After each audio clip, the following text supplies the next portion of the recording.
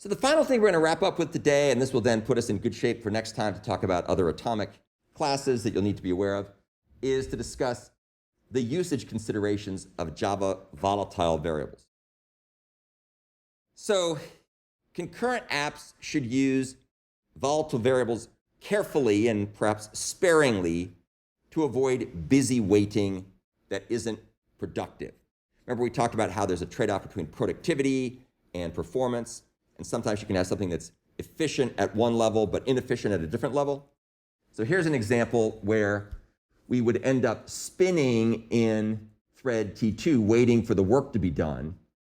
And unless we're writing the control loop for a nuclear reactor temperature monitoring system or something, in which case, why are we using Java? But that's neither here nor there. Unless we're doing something that really needs absolutely immediate response, probably isn't the best thing to do to use a volatile here, even though this code will work, because now we've got one core just spinning incessantly and neurotically, when it probably should go to sleep and then wait to be awakened later when something has changed. Now, again, this is very efficient at the micro level.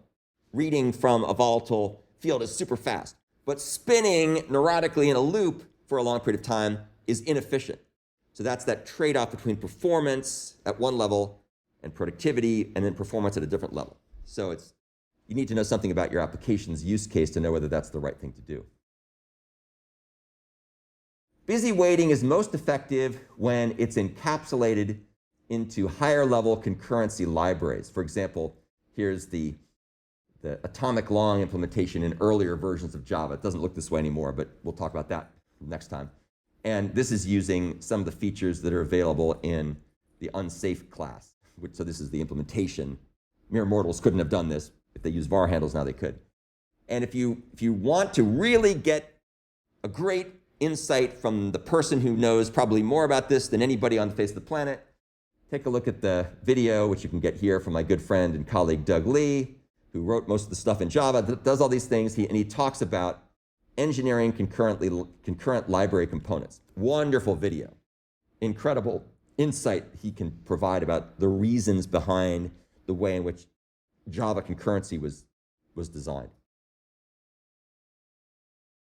Another thing to keep in mind, complex operations that perform multiple instructions cannot use volatile by itself. So if we have a counter and we want to increment or decrement it, do not use volatile for that. And that's because actually under the hood, incrementing counter involves loading values from a register, values from the memory into a register, incrementing the register, and then storing the register back into counter. Those are 3 instructions. If these things overleave, chaos and insanity will ensue. And you will not like it. It would be like Bruce Banner. You won't like him when he's angry.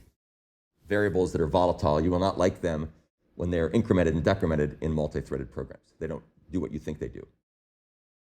So again, you can see 3 steps here. Those could be interwoven, interleaved, I guess. I don't know whether interleaved is a word, but interleaved or interwoven in ways that are not going to give you the right results. And again, this is just an example showing that you increment and decrement the value by 1, and then the question is, what the heck is the result? The answer is, I don't know, because it's inconsistent. You have no idea. That's what's called a right-right conflict. If you want to make things work and you have this environment, you want to use an atomic class. So here's an atomic class. We'll talk more about those next time. Here's one where we make an atomic long. Get increment atomically does these 3 steps. Get decrement atomically does these 3 steps. And therefore, there's no interleaving. So it all happens at once or it doesn't happen at all. And under the hood, it uses the cool compare and swap stuff we'll talk about in more detail later as well. Now, another thing to remember, this is very important, very subtle. Most people get this wrong. Declaring an array or an object as volatile only makes the reference volatile.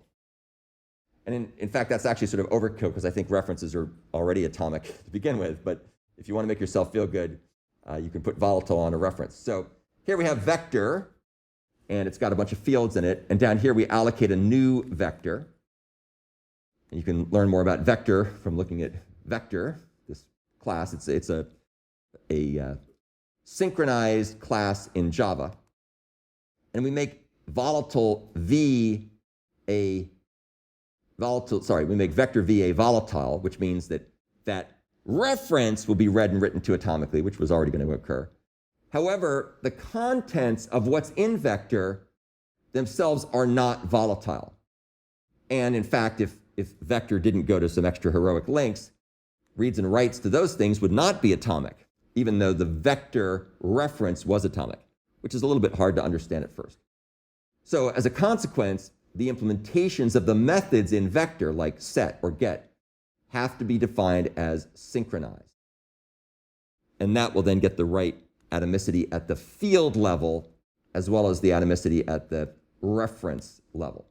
And if that seems a little bit obscure, don't worry about it. We'll cover it in more detail, and you'll understand by the time we're through.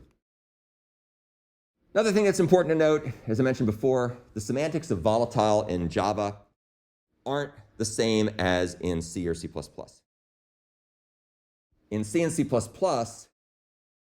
they have nothing to do with atomicity or concurrency, and there's no happens before relationship. All that it does in C++ is just say, don't optimize this variable away, even though it looks like it could be optimized away. That's all it means. And so a lot of people who are C++ developers are like, I don't understand what volatile means in Java because it's not what it means in C++ and C. And the answer is, that's correct. Same keyword, different semantics. In C and C++, volatile is just used to disable certain compiler optimizations so that they will not interfere with the programmer's intent. That is not what they're used for in Java, where they're used to be atomic. Okay, so that is the end of our discussion of volatile variables for this part of the section.